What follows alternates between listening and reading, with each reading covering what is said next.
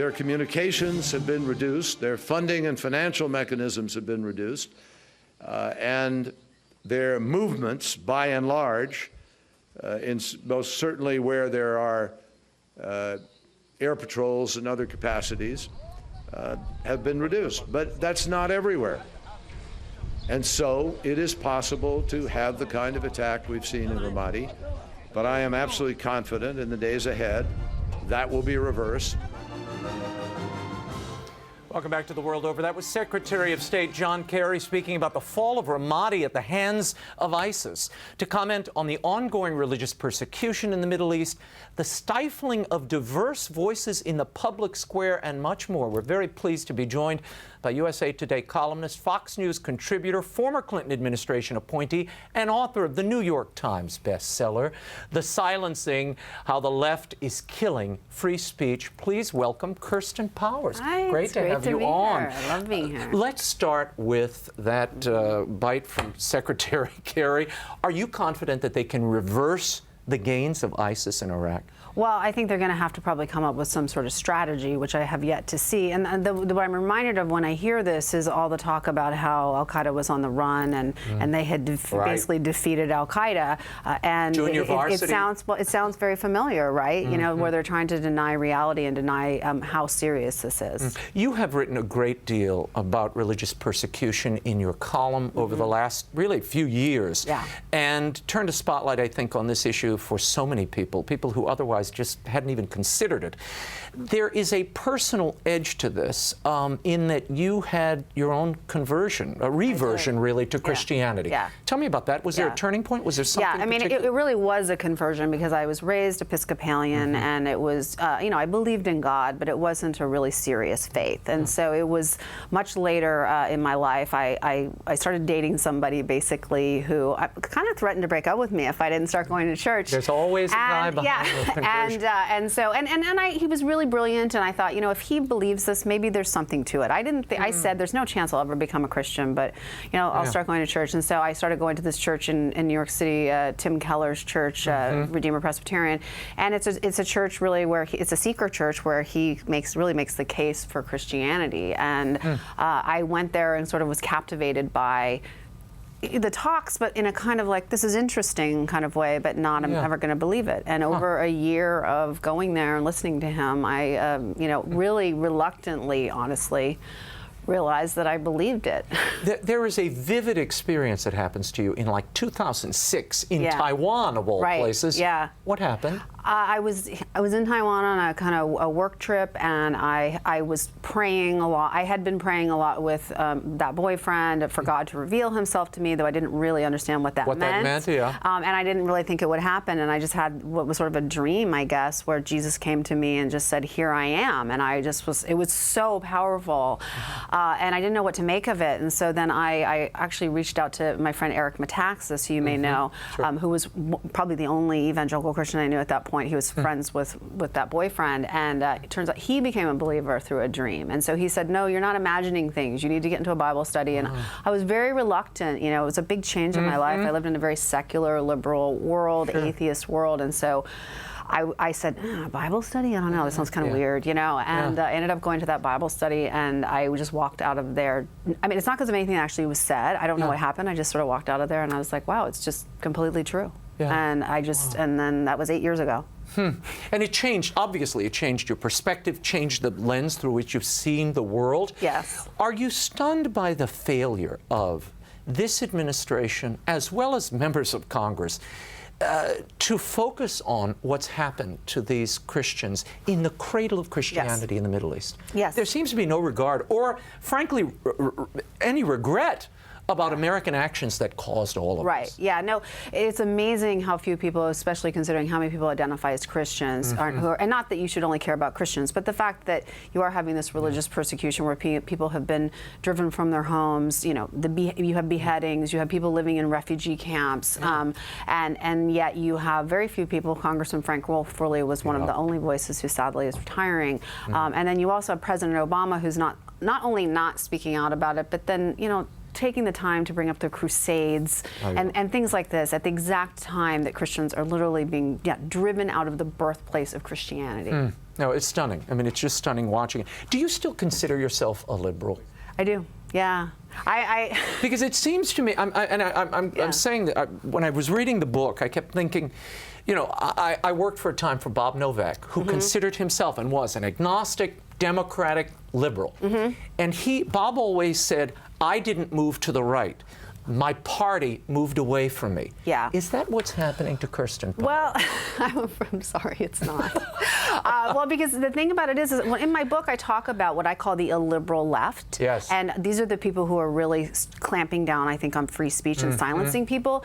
And I actually agree with them on a lot of policy issues. Okay. So it's not an issue of, you know, I supported Obamacare. On immigration, I'm probably on the same side with them. I'm, you know, raising taxes on the rich. On all these different policy issues, we're on the same side. Where we differ is on this idea that you have to silence people rather than debating them. Right. That the debate is over, that they've decided that everybody, you know, I support same-sex marriage. And a lot of the people they're trying to silence are people who don't support same-sex marriage. You have a line in the book Yeah. here. You have a line in the book, it's early on in the book, and you talk about modern McCarthyism and say, quote, how ironic that today there is a left-wing crusade to expel from positions of authority anyone who opposes same-sex marriage. The McCarthyite impulse has come full circle. What is that? Why is that? Right. Why not have an open, honest debate about these issues? Not only same-sex marriage, everything. Right. Well, because I think that there's a very authoritarian impulse behind this. These are people who have decided that they know the truth, capital T truth, and that and that they're kind of doing a favor for everybody. That people shouldn't be exposed to views that they think are wrong,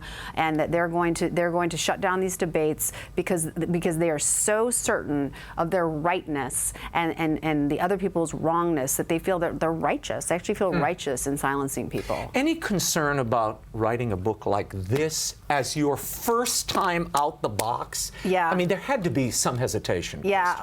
Well, it was such an important issue to me, and I value free speech and debate so much. I grew up in a very liberal family, academic parents, and I just started to notice that a lot of things were happening where people were being silenced, and I started looking into it, and I just realized that this was a real cultural trend, and I felt like it was something that I needed to write about. Now, I actually, before I wrote the book, I didn't really think about it. When I was writing the book, I started to go, oh. Uh-oh.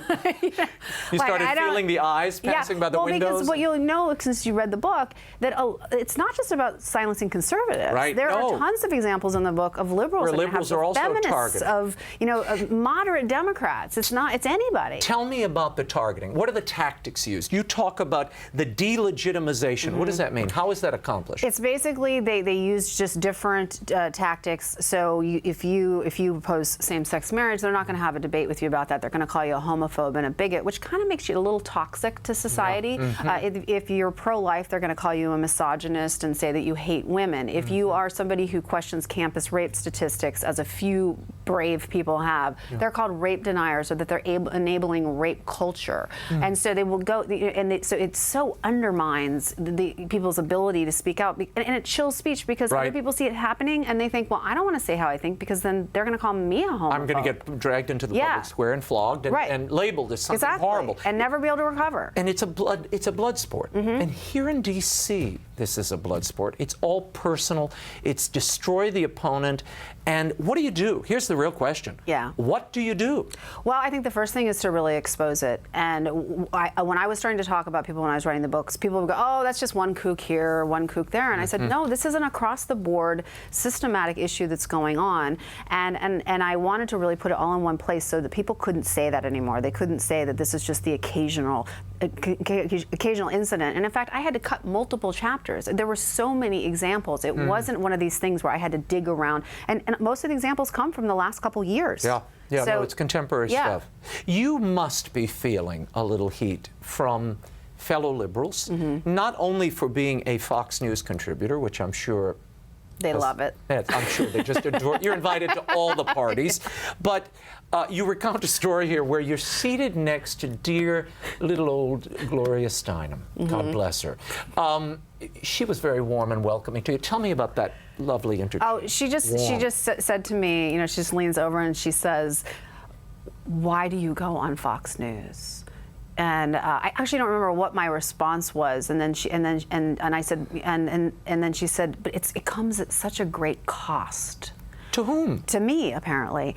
And I said, you know, I just disagree. I said, I think that you should go places where people disagree with you, and I think you should go on. I think there are a lot of people who would be surprised, actually, that they have a caricature of you and don't understand, you know, who you are. I mean, whatever you think of her, she's actually a brilliant woman, you know. And so I said, you know, you should be going on. She said, I would never go on Fox News. And it just was like, what is the problem here? I don't. Like, why do you have to? Well, it's part of the delegitimizing, though, right. because I think she would see it as her legitimizing. Like, they see that as their role, that we're not going to legitimize something. We're going to just, you know, pretend that it doesn't exist.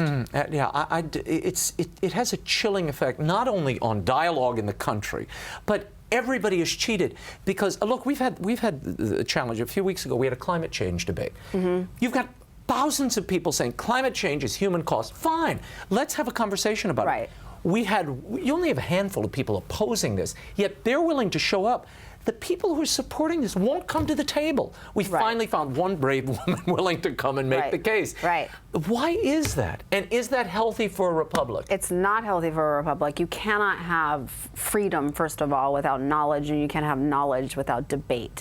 And so, you know, I think that I mean, it's an authoritarian attitude that they really believe that they have it figured out, and they don't have to debate it, and they don't have to convince anybody. And the same thing is happening on the campus rape statistics, where you have somebody like Christina Hoff Sommers from, you know, AEI, where you have her going to campuses, and they're trying to keep her off of the campus rather than debating her. And she's saying, I'm happy to talk about this, but you know, just the existence of her is something that requires trigger warnings and safe spaces, and you know, rather than coming in and debating her, which she's more than happy to do. It's amazing. What has surprised you about the reaction to this book from fellow liberals? Let's start there. Yeah. Well, it shouldn't have surprised me that one of the first attacks was that, first of all, lying, that I had taken money from the Heritage Foundation because they ran an excerpt of my book. But, you know, the Daily Beast also ran a bunch of excerpts. So it wasn't, I was giving them to a lot of different people. And so the fact that I had done that, then that was proof that I was like a right-wing mouthpiece. Conspiracy. Which I talk about in the book, how they do that to journalists, that they try to, they basically say if you even talk to a Republican, it's proof that you are on their side.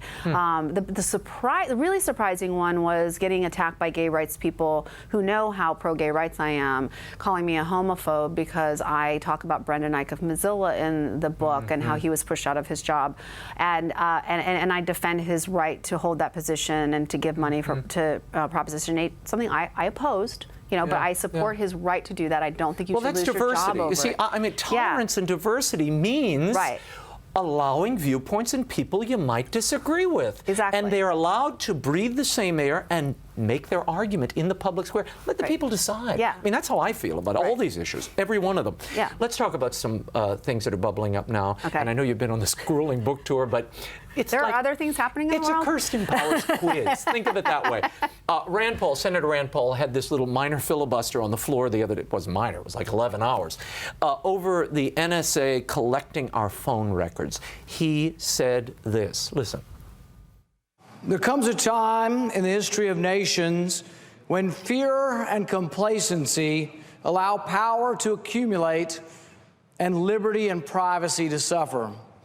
That time is now, and I will not let the Patriot Act, the most unpatriotic of acts, go unchallenged. At the very least, we should debate. We should debate whether or not we are going to relinquish our rights, or whether or not we are going to have a full and able debate over whether or not we can live within the Constitution, or whether or not we have to go around the Constitution. Your thought on this? This seems to be one of those nonpartisan questions. I couldn't agree with him more. Absolutely, 100%. And he's been a great voice on this issue, I think, and that that we need to be much more careful about giving up our rights. I mean, obviously, I agree with him about needing to debate things. But I do think that people I think, are too quick to say, like, well, let's just let them, has to keep us safe. And it's like, I personally don't want the government going through my records. That's just me. No, well, it's privacy. We should be entitled to some privacy. Yeah, they need to. I do worry about, and you have people saying, but the NSA is to be trusted. Oh, yeah, this is safe. right. The government's it's government, guys. Right. I mean, come on. Are you amazed in the last few weeks we've seen such a convergence, bipartisan, if you will, disagreement over this trade issue, the fast-track trade authority for the president, this NSA, these NSA records, that's a healthy impulse, it seems to me. Yeah, that's great. I love that. I love finally people agreeing on something in this please. city. Yeah, I mean, because it's been a real frustration that everything has been so partisan for so long. What's your take on the fast-track trade authority? Bad deal for workers, in your opinion?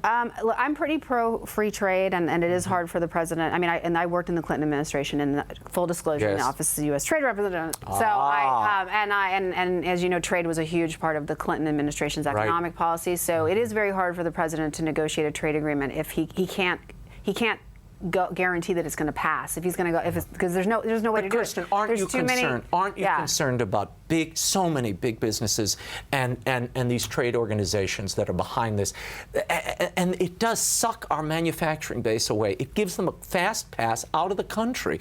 Doesn't that hurt the workers? Isn't that a core of the Democratic Party? Yeah, well, I mean, that's why most Democrats have always opposed. I mean, when I was working in the Clinton administration, it really, all of Clinton's major trade initiatives passed with the help of Republicans. I mean, he wouldn't have been be able to do it without them. So, I mean, I'm not 100% in or out on this. I mean, I haven't been actually following this as closely, but I do tend to think that, you know, trade, you're going to be trading with these countries anyway, and so it's good to have some sort of, you know, system where you know that you've agreed upon, and you know, but I haven't looked at this particular deal. Okay. Last question. I want to talk about these emails that are emerging from Sidney Blumenthal to Hillary Clinton. Blumenthal was working at the time for the Clinton Foundation, getting paid there. He sends emails in advising her on the Benghazi story and what happened and what may have driven it. Concerning for you? Should she come clean with all of these emails? Well, she should come clean. There's no question. I think there needs to be transparency. The issue is whether or not, I actually don't have a problem with somebody who has a long-standing relationship with somebody who gets advice from them. You know, I think that the question is whether he had access to information that he shouldn't have had access to, because I don't know how he could be giving her a really fully informed opinion if he didn't have the whole story. But if he didn't have access, then that's one story. And if he did have access to classified information, then I think it takes on a whole new meaning. But I'll bet you agree with me, this will have no impact on anyone's support for Hillary Clinton. I don't think so. And I don't think it'll be pursued either. Yeah, I mean, you know. Right. Yeah, I think people have pretty much made up their mind about her for the most part, and then she's going to have to persuade some people in the middle, but Democrats are all in. Kirsten Powers, I hope you'll come back sometime. I will. This was fun. Great to see you. Yeah. The book, The Silencing: How the Left is Killing Free Speech by Kirsten Powers is available at bookstores and online. Bookstores everywhere.